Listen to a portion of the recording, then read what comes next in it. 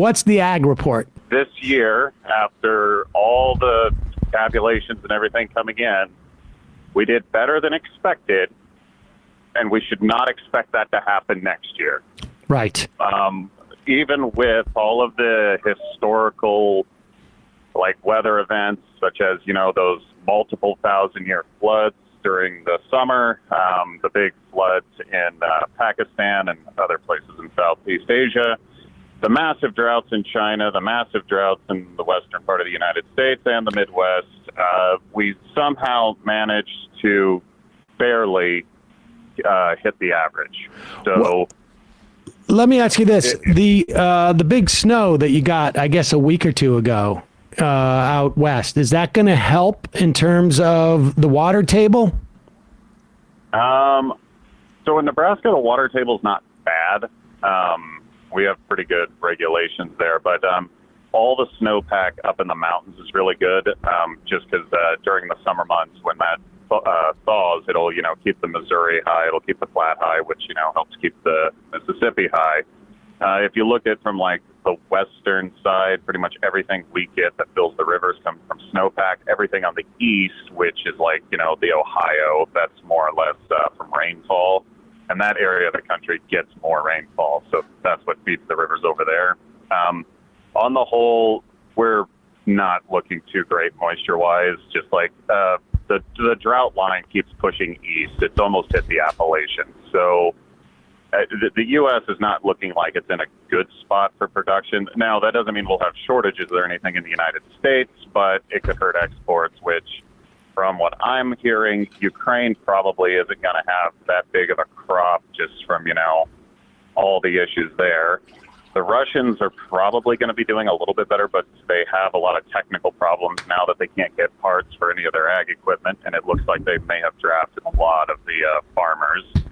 And just broadly speaking, without there being a lot of fertilizer on the international market, South America is probably not going to be able to export as much as usual.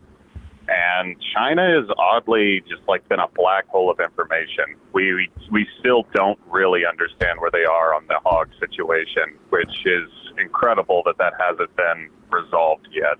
So, all right. Well, that's a pretty good comprehensive ag report. So this year, better than expected, but don't count on it going forward. Basically, this year, even with all those events, Mother Nature was very kind, and we somehow managed to produce more than we probably would have. Had the war in Ukraine not been going on, commodity prices probably would have been down quite a bit just because of how much extra supply there would be.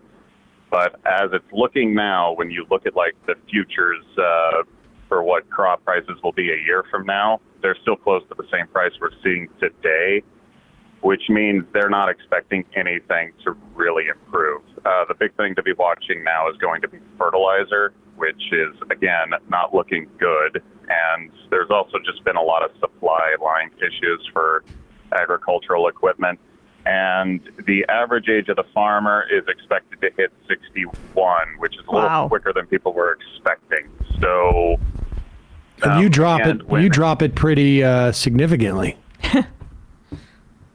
Actually, my family, the average age on our farm is 31. Wow. So, yeah, we're about half. But, you got to remember, everyone else is dead, so... Well, I'm sorry to hear that. Yeah, that's life. But, very fun. Pretty much so, yeah. There are a couple... I've made peace with that a long time ago, but there are a couple pros. With all of this international pressure and with the price of grain and other foods being this high and with there being this much drought pressure, there is incentives for investments to changing things. However, there doesn't appear to be much political interest being applied to any of the people in the ag committees or the Secretary of Agriculture's department at all.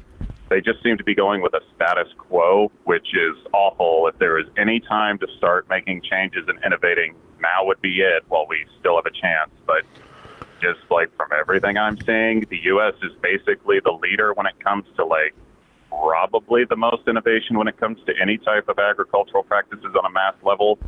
And we're just not going anywhere with it. And that's really depressing. Like, I cannot understand why these folks will not just utilize the opportunity in front of them, but they are the most uninspiring people.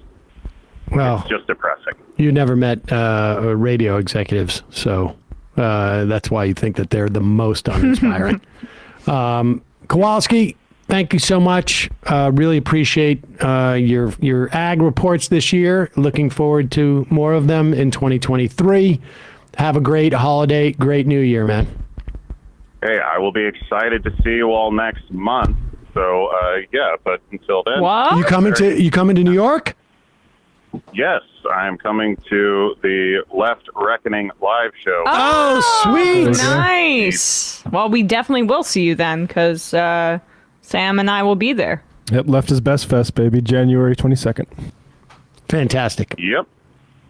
Sounds like a plan. And just so everybody is just, friendly reminder, I got my COVID booster and my flu shot last week. So get out there, get it. Like, it'll make you fatigued for an hour, and then you're good. So, yeah. Yeah. All right, appreciate it. We'll see you then. All right. Bye.